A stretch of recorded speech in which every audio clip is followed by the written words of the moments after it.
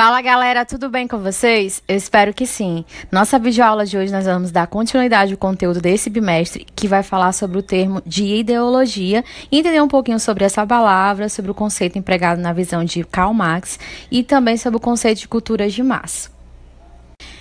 Então, assim, quando nós ouvimos falar sobre a palavra ideologia, nós devemos compreender que ideologia é uma junção de estudo das ideias, ciência das ideias.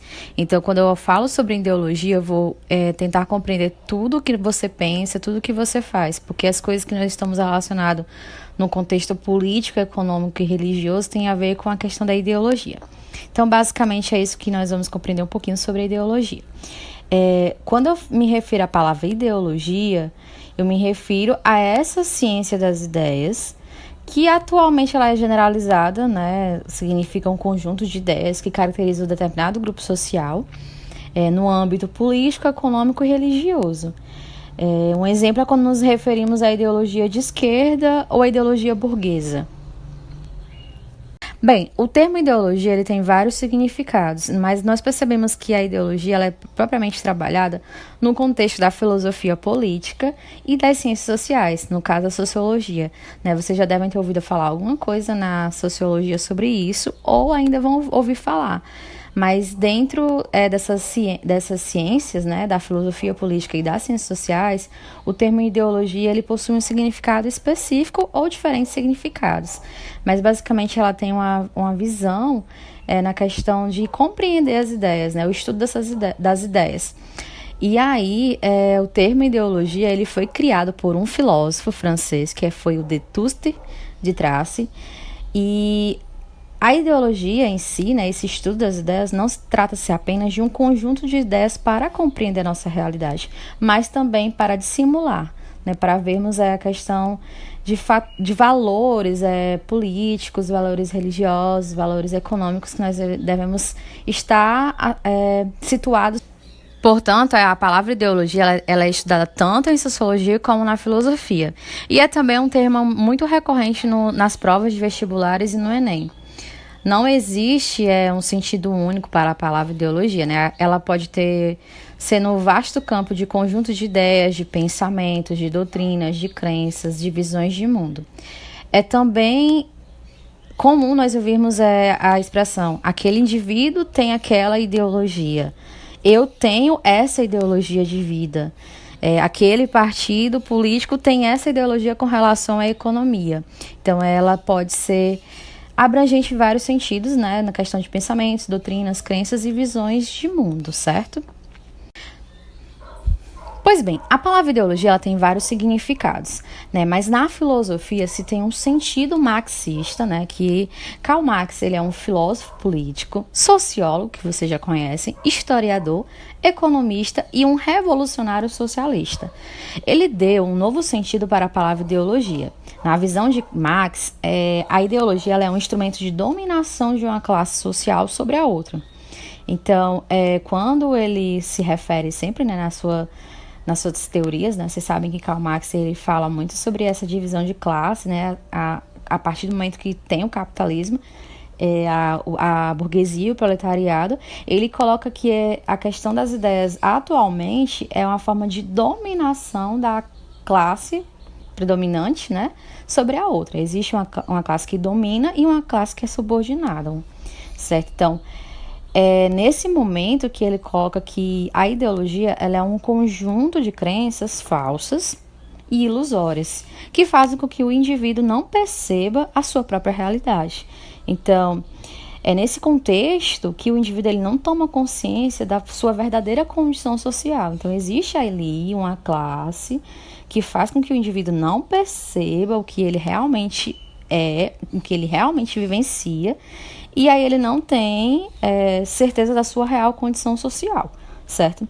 Então, segundo Marx, esse sistema, de ideologias, visões de mundo, de crença, essa ideologia, ela não foi construída pela nossa sociedade, Ela não foi construída pela sociedade.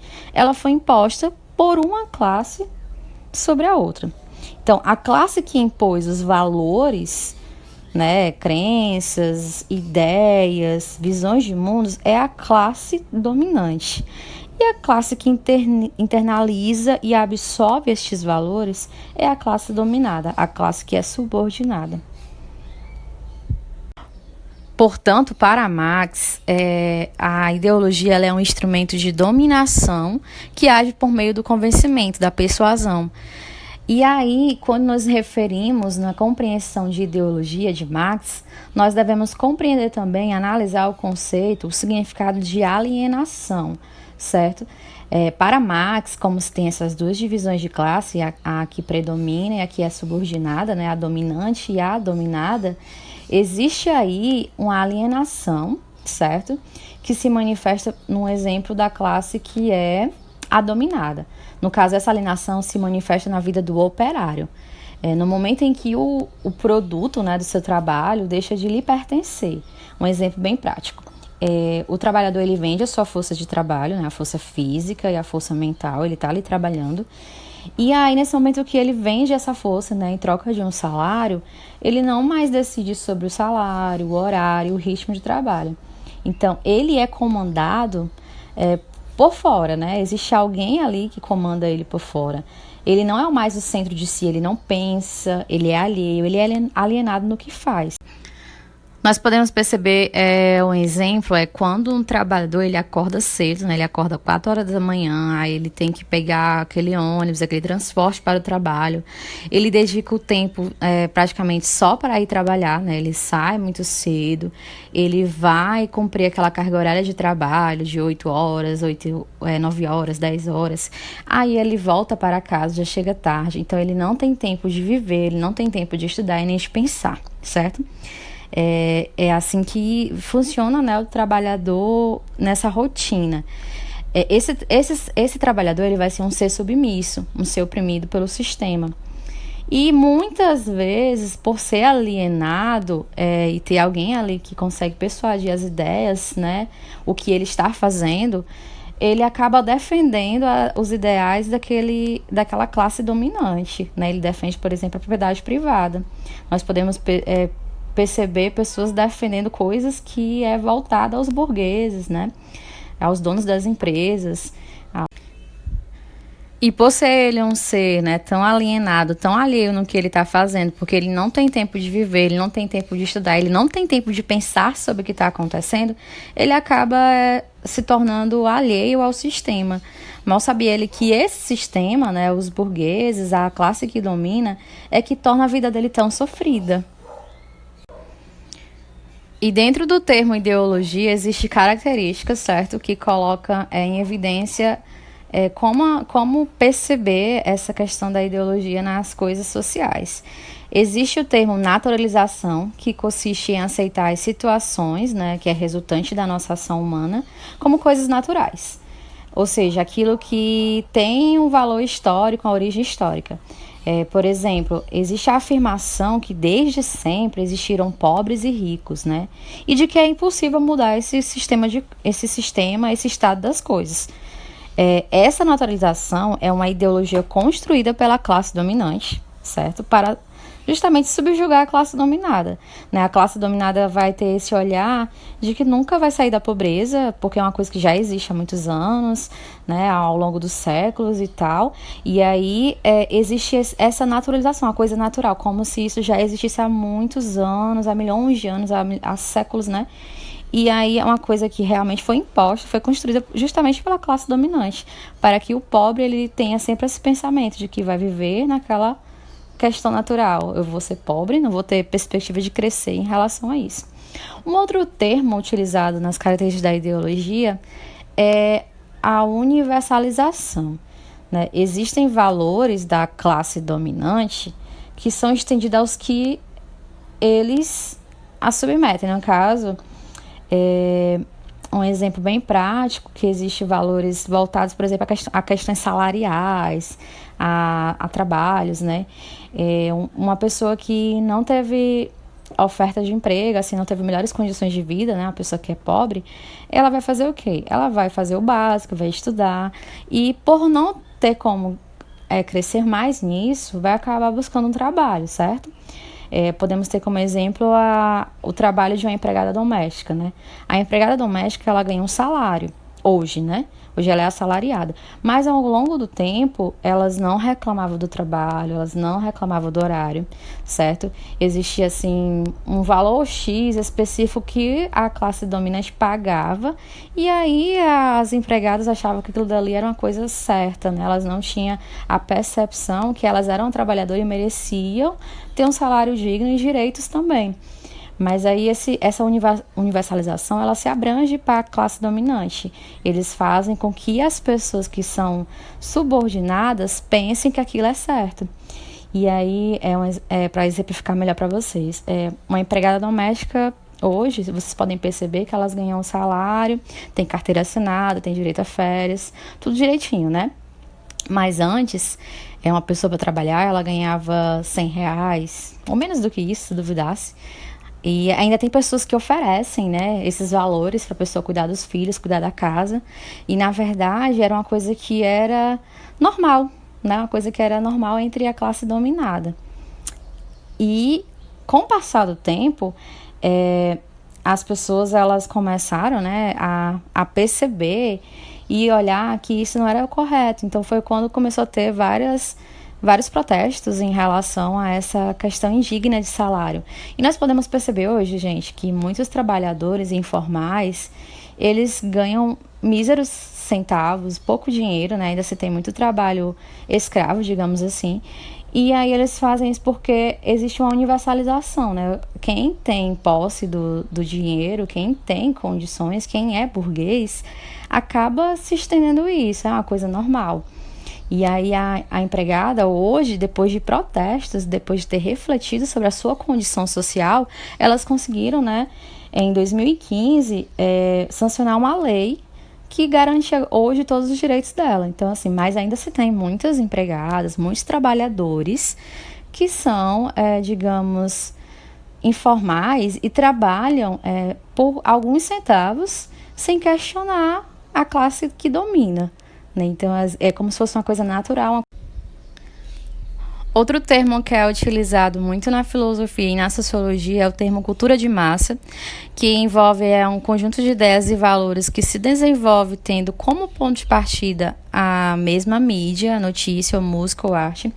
É no sentido de pensarmos em algo massificado que abrange uma boa parte da sociedade, né, ou uma grande parte da sociedade, e que é voltada justamente para o consumo, né, e para a geração de lucro, certo? Então, essa cultura de massa, ela leva justamente a um conjunto de ideias, de persuasão, de convencimento, né, e de formações de opiniões na sociedade, no sentido mais abrangente, mais massificado, certo? Nós vemos a divulgação de ideias, de estilos de vida, né, as convicções éticas e políticas, né? E aí, quando eu vou perceber, né, essa questão da cultura de massa, nós podemos perceber no caso da publicidade, por exemplo. Ela mostra ao consumidor uma certa qualidade dos produtos à venda, né? Nós podemos perceber propagandas de refrigerantes, de sapatos, de roupas, de alimentos, de bebidas, né? E existe ali uma qualidade daqueles produtos sendo divulgada, né? Padrões de vida, convicções sobre aquele produto. E aí, isso leva a um consumismo exagerado, certo? A uma ideia diferente de vida, né? Comprando algo. Nós podemos perceber quando você passa alguma propaganda de alguma coisa que mostra uma vida perfeita, uma vida feliz. E aí as pessoas, elas acabam se levando ao consumo exagerado, achando que vai ter aquele estilo de vida porque a propaganda levou a ela ter aquilo. Outro exemplo no caso, o perfil dos candidatos, né, que concorrem a uma eleição, né? Nós estamos nesse ano, no ano de eleição, e aí, né, podemos perceber que a maior parte, né, que nós estamos vivenciando, e já se tinha antes, é que a publicidade e propaganda política, ela é muito frequente nas eleições. E aí é uma forma de você conhecer o perfil daqueles candidatos.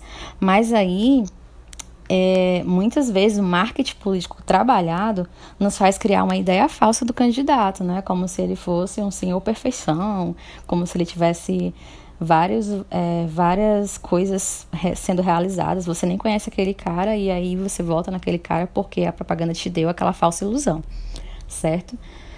Dentro também do contexto de culturas de massa, nós temos a questão da mídia, né? A mídia, ela consegue ser formadora de opinião, né? Ela consegue formar muitas opiniões, ela divulga ideias, né, através dos meios de comunicação de massa, como jornais, revistas, rádio, TV e a própria internet, certo? E aí é justamente o momento que atinge a grande maioria, né? Ou talvez aí 90% ou quase 100% das pessoas, elas são atingidas pela mídia. Porque tem várias maneiras de se divulgar essas ideias. Os jornalistas, os repórteres, as redes sociais, que hoje é muito utilizada, elas trazem um largo campo, né? Um largo campo de opiniões. E aí expressam justamente tendências ideológicas que são divulgadas. Mas aí nós temos que ter muito cuidado de que jeito nós vamos também nos tornar alheios, né, alienados a essa divulgação de opiniões. Porque na mídia eles têm como ter, como persuadir também você a pensar da maneira como eles estão colocando aquela notícia. E do mesmo jeito nas redes sociais, né? Muitas notícias, as fake news também estão muito em alta, né? Às vezes a pessoa só olha aquilo nas redes sociais, não busca se é verdadeiro ou não, né? A fonte oficial sobre aquilo, e aí já compartilha e já tem aquilo como ideia e certeza sobre algo. Então tenham cuidado bem, né, sobre as coisas. O mais importante em relação à questão de ideologias e de valores é vocês buscarem a leitura, né, através de livros, ter uma informação sem ser tão persuadida, tá bom?